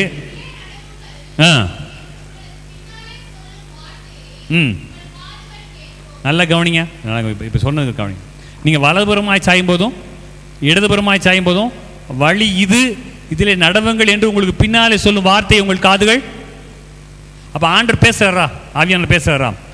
லெஃப்ட் திரும்பு, அதாவது வலதுபுறமாய் சாயும் போது வழி இது, இப்படி தான் லெஃப்ட் திரும்பிடு, ரைட் திரும்பிடு, ரைட்டு போகாதா லெஃப்ட் போ அப்படின்னு ஆவியானவர் பேசுகிறாருன்னு சொல்கிறேன். வலதுபுறமாய் சாயும் போதும் இடதுபுறமாய் சாயும் போதும் வழி இதுவே, இதிலே நடவுங்கள் என்று உங்களுக்கு பின்னாலே சொல்லும் வார்த்தை உங்கள் காதுகள் கேட்கும். இப்போ இது யாருக்கு தான் பொருந்தும்? நடந்துக்கிட்டு இருக்கிறவங்களுக்கு தான் பொருந்தும். உட்கார்ந்துக்கிட்டே ஆண்டவர் ஆவியானவர் பேசுன்னு பேசுவார். லெஃப்ட் போகணும், நீங்கள் எங்கேயுமே போகலன்னா உங்களுக்கு எப்படி சொல்லுவார் ஆண்டவர்? உங்களுக்கு கைகளுக்கு என்ன நேரிடுதோ அதை செய்யுங்க. உங்கள் இருதயத்தில் என்ன ஆண்டவர் கொடுக்குறதோ அதை செய்யுங்க. அப்போ தான் ஆண்டவர் நினைச்சுவார், நம்மளுடைய இடைப்படுவார். நான் கடைசியாக ஒரு 3 காரியத்தை சொல்லி முடிக்க போகிறேன். ஆவியானவர் நமக்கு உதவி செய்கிறவர். நமக்கு எப்படி வருவார்? அவர் தேற்றரவாளன் அப்படி சொல்லப்பட்டிருக்கு. என்ன பண்ணிருக்கு? தேற்றவர், கம்ஃபர்டர், இல்லை ஹெல்ப்பர் அப்படிங்கிறவாறு. 2 யோவான் சுவிசேஷத்தில் 14, 16 அதிகாரம், 14, 15, 16 3 அதிகாரத்துலையுமே பரிசுத்த ஆவியானவர் நமக்கு ஒரு ஹெல்ப்பர், நமக்கு உதவி செய்யக்கூடியவர், நம் உதவியாளர், துணையாளர். துணையாளரே உம்மை துதிக்கையிலே அப்படின்னு பாடுறோம்ல, துணையாளர், உதவி செய்கிறவர். ஆண்டவர் நமக்கு உதவி செய்ய அவர் காத்திருக்கிறார். யாருக்கு உதவி செய்வார்? நம்ம பரிசுத்த ஆவியானோட உதவியை பெறுவதற்கு, நல்ல கவனிங்க, இதெல்லாம் ஆவியை அவிச்சு போட்ட நிலைமையில் இருந்தால் இதெல்லாம் என்ன செய்யாது? எதுவுமே கிடைக்காது. ஆவியான உங்களுக்குள்ள தான் இருக்காரு. இந்த நல்ல ஆவியானவர் இழந்துடக்கூடாது. நமக்கு என்னெல்லாம் செய்ய காத்திருக்காரு. அவரை போய் அணைச்சி போட்டு ஒரு ஓரத்தில் உட்காருங்க, நான் என் வழியை நான் பார்த்துக்கிறேன் அப்படின்னு சொன்னால் வாழ்க்கை முழுவதும் நான் வீணாக்கிடுவோம். அதை தான் நான் சொல்லிட்டு இருக்கேன். ஆவியை அவிச்சு போட்டுக்கூடாது. ஆவியான நமக்கு அவ்வளோ செய்ய காத்திருக்கார். நமக்குள்ள வாசம் பண்ணி நம்மளை எந்த அளவுக்கு மேன்மைப்படுத்தணும் ஆவியான நம்ம அவர் அவிச்சு போட்டதுக்கு அப்புறம் பேசவே மாட்டார். 3 காரியத்தை சொல்கிறேன். நான் 3 காரியத்தை சொல்லிவிட்டு அதுக்கப்புறம் ஒரு சந்தர்ப்பத்தை நம்ம நினச்ச போகிறோம், நம்ம பார்க்க போகிறோம். முதலாவது, நம்முடைய சொந்த புத்தியில் சார்ந்து இருக்கக்கூடாது. நம்ம சொந்த புத்தியில் என்ன செய்யக்கூடாது? சார்ந்து இருக்கக்கூடாது. எனக்கு இதுதான் இப்படி தான், எனக்கு என் புத்திக்கு இப்படி தான் தோணுது, நான் இப்படி தான் செய்வேன்னு ஸ்டபான ஒரு விஷயத்தை பிடிச்சிருக்கக்கூடாது. 2வது, என்னால் இந்த விஷயத்தை செய்ய முடியாது, ஆண்டோட உதவி வேணும்னு நினைச்சணும், அதில் உணரணும். 3வது, ஆண்டவர் நோக்கி என்ன செய்யணும்? கூப்பிடும். முதல்ல என் சொந்த புத்தியை என்ன செஞ்சிடக்கூடாது? சார்ந்து கொடுக்கூடாது. என் சொந்த புத்தியில் இப்படி தான் செய்யணும், இப்படி தான் நான் வளைஞ்சு கொடுக்க மாட்டேன். என் மனசு அது தோணிடுச்சு, யாருக்காகவும் நான் வளைச்சிக்க மாட்டேன், பரிசுத்த ஆவியானவர் பேசணும் வளைச்சிக்க மாட்டேன்னு சொந்த புத்தி மேலே டிபெண்ட் ஆகி இருக்காதீங்க. புத்தியை செயல்படக்கூடாதுன்னு சொல்ல, உங்கள் சொந்த புத்தியில் செயல்படுங்க. ஆவியானவர் பேசும்போது நம்ம நினைச்சிக்கணும், நம்மளை மாற்றிக்கணும், நம்ம தோணுனதை செய்யணும். ஆண்டவர் பேசும்போது நம்ம நினைச்சிக்கணும், ஆண்டு அப்படி சொன்னால் மாற்றிக்கணும். என் சொந்த புத்தி தான் கரெக்டு, நான் யோசிச்சது தான் கரெக்டு, நான் செஞ்சபடி தான் செய்வேன், என் மனசில் இப்படி தான் தோணுது. நீங்கள் எப்போவுமே கரெக்டு கிடையாது, அது தெரிஞ்சுங்க. நம்ம நினைக்கிறது எப்போவுமே சரின்னு நினைக்காதீங்க. சில நேரங்களில் சரியாக இருந்திருக்கலாம். ஆவியானவர் மட்டும் தான் கரெக்டு. ஹல்லேலூயா.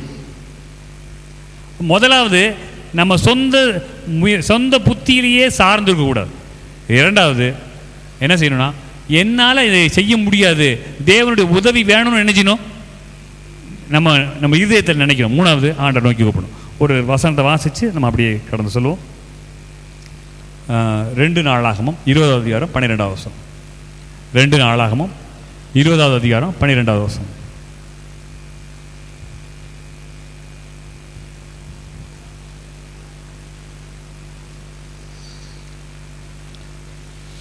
ரெண்டு நாளாகவும் 20வது அதிகாரம் 12வது வசனம்.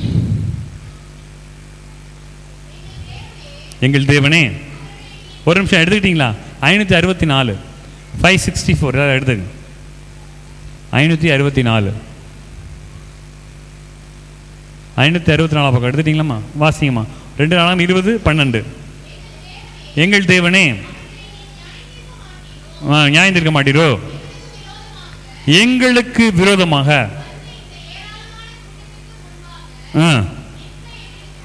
முதல்ல என்ன இல்லை, நிற்கிறதுக்கு எங்களுக்கு என்ன இல்லை, பலன் இல்லை. எனக்கு இந்த பிரச்சனையை சந்திக்கிறதுக்கான பலன் எனக்கு கிடையாது, பலன் கிடையாது எனக்கு. உங்களுக்கு முன்னாடி சில பிரச்சனைகள் இருக்கலாம், சில போராட்டங்கள் இருக்கலாம், சில கலக்கங்கள் இருக்கலாம், சில வேதனைகள் இருக்கலாம். எப்படி தான் இதை செய்ய போகிறேன் அப்படின்னா, முதல்ல ஆண்டவரே, எனக்கு முன்னாடி இப்போ ஒரு பிரச்சனை இருக்குது, இதை எனக்கு சந்திக்கிறதுக்கான பலன் எனக்கு கிடையாது. 2வது வாசிங்க. நான் என்ன செய்யணும்னு எனக்கு தெரியல, இதில் என்ன முடிவெடுக்கணும்னு தெரியல, நான் இதை எப்படி அணுகிறதுன்னு தெரியல, இதை எப்படி சந்திக்கிறதுன்னு தெரியல, இதை எப்படி மேற்கொள்றதுன்னு தெரியல, அடுத்து யாரை அப்ரோச் பண்ணுறதுன்னு தெரியல, இதை எப்படி சரி பண்ணுறதுன்னு எனக்கு தெரியல. முதல்ல எனக்கு பலன் கிடையாது. 2வது, என்ன செய்யறதுன்னு எனக்கு என்ன இல்லை, எனக்கு தெரியல. 3வது வாசிங்க. ஆகையால் எங்கள் கண்கள் உண்மையை, நாங்கள் உண்மையை நோக்கி கூப்பிடுறோம். இவர்களுக்கு உதவி கிடைக்கும், பரிசுத்த ஆவியானோட உதவி கிடைக்கும். ஆண்டவர் யாருக்கு அந்த உதவியை கொடுப்பார்? ஆண்டவர் நிச்சயம் உங்களுக்கு அந்த உதவி கொடுக்க காத்திருக்கிறார். என் சொந்த புத்தி நான் செய்ய மாட்டேன் ஆண்டவர், எனக்கு செய்யறதுக்கு பலன் கிடையாது, என்ன செய்யறதுன்னு எனக்கு தெரியல, நான் என் கண்கள் உண்மையை நோக்கி உங்களை தான் பார்க்குறேன், உங்களை தான் நோக்கி கூப்பிடுறேன், எனக்கு உதவி செய்யுங்கன்னு கூட நிச்சயமாய் நமக்குள்ளே, உங்களுக்குள்ளே வாசமாயிருக்கிற பரிசுத்த ஆவியானவர் உங்களுக்கு உதவி செய்வார். அது மட்டும் இல்லை, பரிசுத்த ஆவியானோட கடைசி இன்னொரு காரியத்தை, நிறைய காரியங்கள் இருக்குது, இன்னொரு காரியத்தை வாசிப்போம். வாசிங்க. ரோமர்கள் நிருபம் 8வது அதிகாரம் 26வது வசனம். ரோமர்கள் நிருபம் 8வது அதிகாரம் 26வது வசனம். அந்தபடியே ஆவியானவரும் நமக்கு பலவீனங்கள் என்ன செய்யறாங்க, உதவி செய்யறாங்க. வாசிங்க. நாம் ஏற்றபடி வேண்டிக் கொள்வது வேண்டியது என்னவென்று அறியாமல் இருக்கபடியால் ஆவியானவர் தாமே வாக்குக்கு அடங்காத பெருமூச்சுகளோடு, சரி என்னை கவனிங்க, ஆவியானவர் நமக்காக ஜெபம் பண்ணுகிறார். நமக்கு ஜெபம் பண்ண தெரில, என்ன செய்யறதுன்னு தெரில, அவர் ரொம்ப சோர்ந்து போன நிலைமையில் இருக்கிறோம் அப்படின்னு நம்ம ஜெபம் பண்ண வேண்டியது பண்ணணும். ஆனால் நம்மளால் சோர்ந்து போன எப்படி ஜெபிக்கிறதுனே தெரியலையே, இதில் எதில் ஆரம்பிக்கிறதுனே தெரியலையே அப்படின்னு நினைக்கும்போது ஆவியானவர் வாக்கு கடங்காதுன்னா சொல்ல முடியாத. இப்போ நமக்கு ஒரு சின்ன பிள்ளைங்க ஏதாவது ஒரு விஷயத்தை பயந்துருச்சுங்க, ஏதாவது ஒரு விஷயத்தில் கஷ்டப்பட்டுச்சுன்னா அந்த பிள்ளைங்க அம்மான்னு அழுதுட்டு வந்து சொல்கிறதுக்கு முயற்சி பண்ணோம். ஆனால் பாதி சொல்லும், பாதி என்ன செய்ய முடியாது, அப்படி ஏங்கி என்ன செய்யும், அந்த பிள்ளைங்க அழுவும். அப்போ பரவாயில்லன்னா அந்த பிள்ளைங்களை நம்ம அரவணைச்சிப்போம். அதே மாதிரி தான் ஆவியானவரும் வாக்கு சொல்ல முடியாத அளவில் உள்ள அப்படி அந்த அளவுக்கு ஆவியானவர் பெருமூச்சோடு கூட உங்களுக்காக அவர் வேண்டுதல் செய்கிறார். பிதாவை இடத்துல நீங்கள் ஜெபிக்கல, உங்களுக்கு ஜெபிக்க முடியாத சூழ்நிலையில் ஆவியானவர் உங்களுக்காக வேண்டுதல் செய்கிறார். ஆவியானவர் உங்களுக்காக நினைச்சாரு. நல்லா சொல்லுங்க, ஆவியானவர், எல்லாரும் சொல்லுங்க, ஆவியானவர் எனக்காக வாக்கு கடங்காத பெருமூச்சுகளோடு வேண்டுதல் செய்கிறார். இந்த ஆவியானவர் வச்சு போடுங்க. இந்த ஆவியானவர் உங்களுக்காக, உங்களுக்குள்ள இருக்கிற ஆவியானவர் உங்களுக்காக ஜெபம் பண்ண போறார். அந்த ஆவியானவர் நான் அமைச்சு போட்டா, ஆவியானவர் நமக்காக என்ன வேணா செய்ய அவர் காத்திருக்கார். எந்த சமயத்திலும் உதவி செய்யறதுக்கு தான் நமக்குள்ள இருக்கிற, நம்ம மேல நம்பி ஒரு நாள் நம்பிக்கை, ஒரு நாள் இல்லாட்டி ஒரு நாளாக என்னை கூப்பிடுவான், மனம் திரும்புவான், என்கிட்ட உதவி கேட்பான்னு அந்த நம்பிக்கையில் தான் நம்ம விட்டு போகாமல் நமக்குள்ளே இருக்கிறார். நம்ம ஆவியானவரை அவிச்சு போடுறதுனா வேற ஒன்றும் இல்லை, ஆவியானவர் சொல்கிறத கேட்காம இருக்கிறது. டிஸ்ஒபீடியன்ஸ், கீழ்ப்படியாமை, சொல்கிற வார்த்தைக்கு கீழ்ப்படுகிறது இல்லை, எதிர்த்து நிற்கிறது, பின்வாங்கிறது, செய்ய மாட்டேன்னு போகிறது. ஆவியானவர் ஒன்று சொல்வார், எதிர்க்கிறது. ஆவியானவர் ஒரு காரியத்தை சொல்கிறாரு, நான் செய்ய மாட்டேன்னு சொல்கிறது, அதை முரட்டாட்டம் பண்ணுறது. ஏசாயா தீர்க்கதரிசன புத்தகத்தை 50ஆம் அதிகாரம் 5ஆம் வசனம் வாசிங்க. ஏசாயா 55 ஞாபகம் வர்றதுனால சொல்கிறேன், வாசிங்க. கர்த்தராகிய ஆண்டவர் என் செவியை திறந்தார், நான் எதிர்க்கவும் இல்லை. ஆண்டவர் உங்கள் செவியை திறந்துட்டார், திறந்து பேசிட்டார். பேசுனதுக்கப்புறம் எதிர்க்கக்கூடாது, என்ன செய்யக்கூடாது, நான் முடியாது ஆண்டவர், இதெல்லாம் செய்ய மாட்டேன். இன்னொன்று பின்வாங்கிறது. ஆண்டவர் சொல்கிற விஷயத்த முன் வந்து செய்யாமல் பின்வாங்கி அதை செய்யாமல் தவிர்க்கிறது. நான் எதிர்க்கவும் இல்லை. இது இயேசுவானவர் சொல்கிற வார்த்தை, இயேசுவானுடைய தீர்க்க தரிசன வார்த்தைகள். நான் இயேசுவானவர் அவர் வாழ்நாட்களில் பிதா சொன்ன வார்த்தையை அவர் எதிர்க்கவும் இல்லை, பின்வாங்கவும் இல்லை. கர்த்தராகிய ஆண்டவர் என் செவியை திறந்தார், நான் எதிர்க்கவும் இல்லை, பின்வாங்கவும் இல்லை. யார் எதிர்க்காமல் இருக்கிறாங்களோ, யார் பின்வாங்காமல் இருக்காங்களோ அவங்க தான் அனலாக இருப்பாங்க. யார் எதிர்க்கிறார்களோ ஆண்டவர் உங்கள் ஆவியான உங்கள் மனசில் மெல்லிய சத்தமாக பேசுவார். மகளே தேவையில்லை, மகளே இது ஆகாத பேச்சு, இது ஆகாத சிந்தனை, ஆகாத பார்வை, இது ஆகாத சம்பாஷணை, வேண்டாம், உனக்கு வேண்டாம், இதை விட்டு விலகிரு, இதை விட்டு ஒதுங்கிரு, இது ஆகாத உறவு வேண்டாம். ஆண்டவர் மெல்லிய சத்தத்தில் பேசுவார். நீங்கள் கேட்டு கவனிச்சிங்கன்னா நீங்கள் அனலாக இருப்பீங்க. அதை உதாசீனப்படுத்தி ஆண்டவர் சொல்கிறத காதை அடைச்சிக்கிட்டோம்னா, எதிர்த்தோம்னா, பின்வாங்கினோம்னா ஆவியானவர் அவிச்சு போட்டுருவோம். ஆவியானவர் உள்ளுக்குள்ளே தான் இருப்பார், ஆனால் அந்த ஆவியானவரால் நமக்கு எந்த பிரயோஜனமும் இருக்காது. பரிசுத்த ஆவியானக்குள்ளே தான் இருப்பார், ஆனால் அந்த ஆவி அவிச்சு போட்டதுனால அந்த ஆவியானவரால் எனக்கு ஒரு பிரயோஜனம் கூட இருக்காது. அறிவான தேவனுடைய பிள்ளைகளை அன்னைக்கு சொல்லக்கூடிய விஷயம், பல காரியங்கள் ஆவியானவரை நம்ம எந்த நிலையில் அவிச்சு போட்டிருக்குமா ஒருவேளை சிந்திச்சு பார்ப்போம். ஆண்டவரே உங்களை துக்கப்படுத்தின காரியங்கள் உண்டா? எது நான் உங்களை எதிர்த்து இருக்கிறேன், எது நான் துக்கப்படுத்தியிருக்கிறேன், எதுக்கு நான் அல்ல தட்டி இருக்கிறேன், எதுக்கு நான் உங்களை மதிக்காமல் போயிருக்கிறேன், உங்கள் வார்த்தையை நான் கேட்காம போயிருக்கிறேன். எனக்கு இன்னொரு சான்ஸ் கொடுங்க. கண்களை மூடுங்க, அப்படியே முழங்கால் படிட்டு, ஆண்டவரே எனக்கு இன்னொரு சான்ஸ் கொடுங்க. நீ மனதில் நீ சத்தமாக ஜெபம் பண்ணணும்னு கூட இல்லைங்க, நீங்கள் மனதில் ஜெபம் பண்ணுறது ஆவியான உங்களுக்குள்ளே இருக்கிற ஆவியானவருக்கு கேட்கும். நீ மனசில் நீங்கள் ஜெபம் பண்ணுறது உங்களுக்குள்ளே இருக்கிற ஆவியானவருக்கு கேட்கும், சந்தேகமே கிடையாது.